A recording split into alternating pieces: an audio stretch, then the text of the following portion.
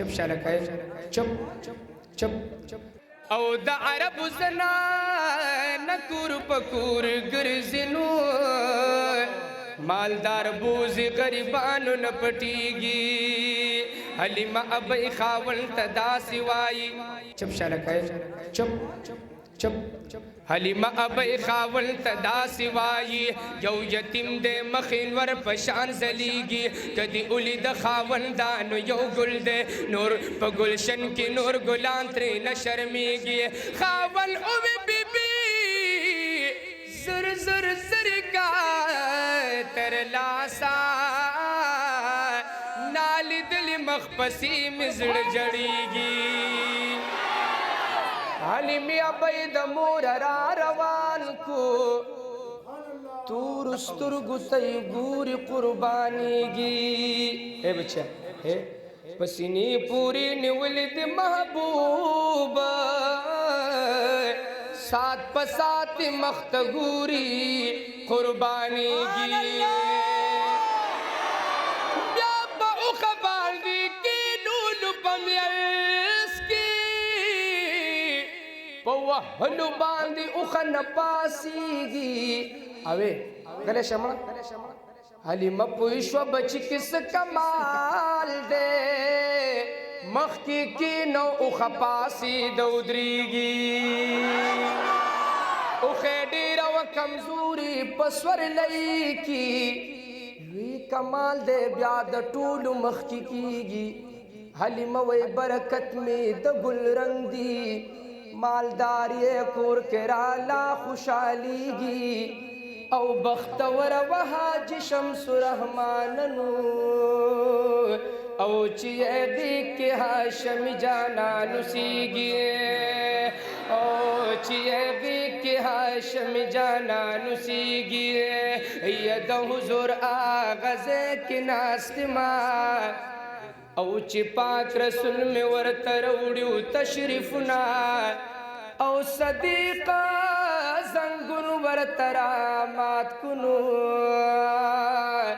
ود دوانو کونو بادشاہ سر په لګوینا او حضور پریشان شو ودشو حضور پریشان شو ودشو صدیق د خپل صادر ټوټي جدا کونا او صادر خپل زری زری کونو بیا پکې نشته صادر خپل زری زری کونو ود جرندو دراتلو لار په بندوینا او چې یو کم سل سړی بلکړي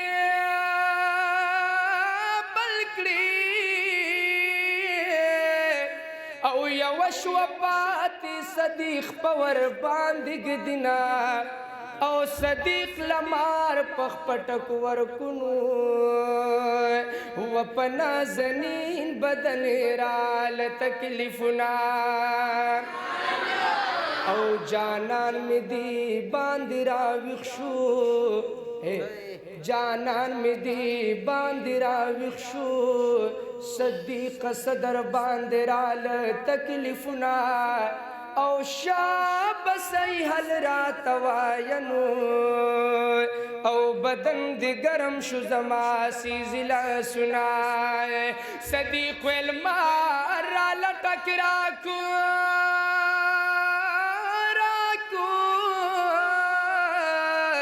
او پنازن البدن میں اور لگی دنا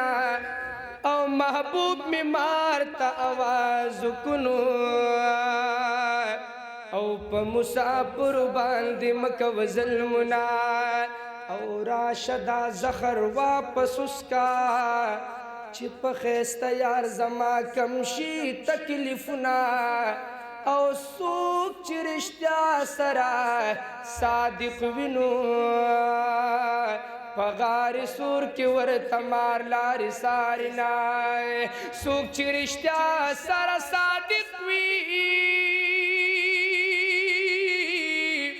او پغار سور کی بیماران لګی چکنا او حج بختیار وای ک اغه مار وینو ای په دوانو سترګو با میکړو دیدنونه